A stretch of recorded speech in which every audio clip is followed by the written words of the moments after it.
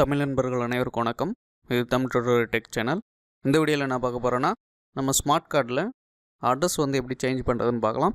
So வாங்க வீடியோக்குள்ளே போவோம்.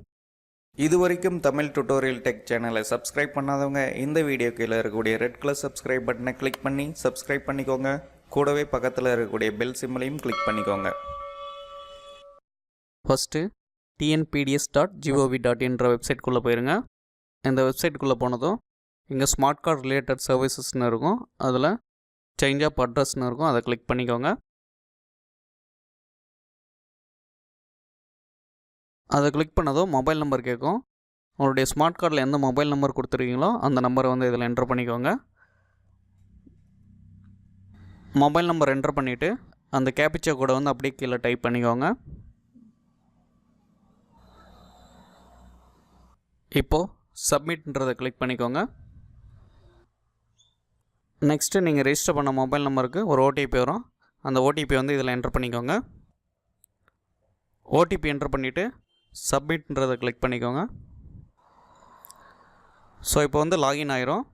லாகின் ஆனதுக்கப்புறம் அப்படியே கீழே வந்தீங்கன்னாக்கில்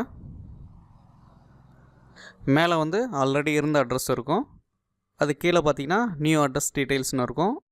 இப்போ நீங்கள் எந்த அட்ரஸ்க்கு சேஞ்ச் பண்ண போகிறீங்களோ அந்த அட்ரஸை டைப் பண்ணிக்கோங்க.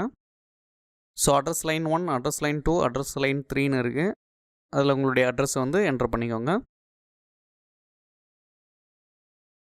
என்டர் பண்ணிவிட்டு கீழே டிஸ்ட்ரிக்ட் செலக்ட் பண்ணிக்கோங்க.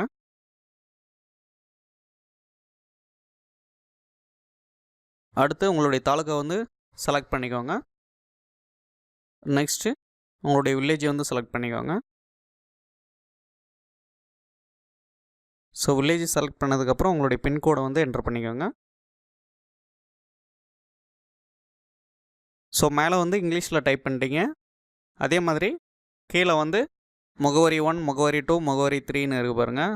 அதில் உங்களுடைய அட்ரஸ் தமிழில் டைப் பண்ணிக்கணும்.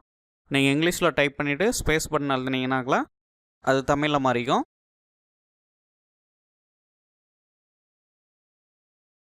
ஸோ இதெல்லாம் டைப் பண்ணி முடிச்சிட்டு பின்னாடி கீழே வந்தீங்கன்னாக்கில் சப்போர்ட்டிங் டாக்குமெண்ட்ஸ் இருக்கும். இதில் செலக்ட் டாக்குமெண்ட் டைப்புன்னு இருக்குது பாருங்கள். அதை கிளிக் பண்ணிக்கோங்க. இதில் ஒரு 15 டைப் டாக்குமெண்ட்ஸ் இருக்குது. அதில் நீங்கள் எது வேணாலும் அப்லோட் பண்ணிக்கலாம். ஸோ உங்கள்கிட்ட எது இருக்கோ அதை செலக்ட் பண்ணிவிட்டு அப்லோட் பண்ணிக்கோங்க. நான் ஆதார் கார்டை செலக்ட் பண்ணிக்கிறேன். ஆதார் கார்டு செலக்ட் பண்ணிவிட்டு கீழே சூஸ் ஃபைல்னு இருக்கும். அதை கிளிக் பண்ணிக்கோங்க. உங்களுடைய ஆதார் கார்டை செலக்ட் பண்ணிவிட்டு ஓப்பன் கொடுத்துக்கோங்க. பக்கத்தில் அப்லோட்னு இருக்கும். அதை கிளிக் பண்ணிக்கோங்க. டாக்குமெண்ட் அப்லோட் ஆகிரும். அப்லோட் ஆனதுக்கப்புறம் கீழே வந்தீங்கன்னாக்கில் டிக்ளரேஷன் இந்த செக் பாக்ஸை டிக் பண்ணிவிட்டு சப்மிட் கொடுத்தீங்கன்னாக்கில் கம்ப்ளீட் ஆகிரும் ப்ராசஸ்ஸு. அதுக்கப்புறம் உங்களுக்கு ஒரு ரெஃபரன்ஸ் நம்பர் வரும். அந்த ரெஃபரன்ஸ் நம்பரை நோட் பண்ணி வச்சுக்கோங்க. அந்த ரெஃபரன்ஸ் நம்பரை வச்சு உங்களுடைய ஸ்டேட்டஸ் செக் பண்ணிக்கலாம்.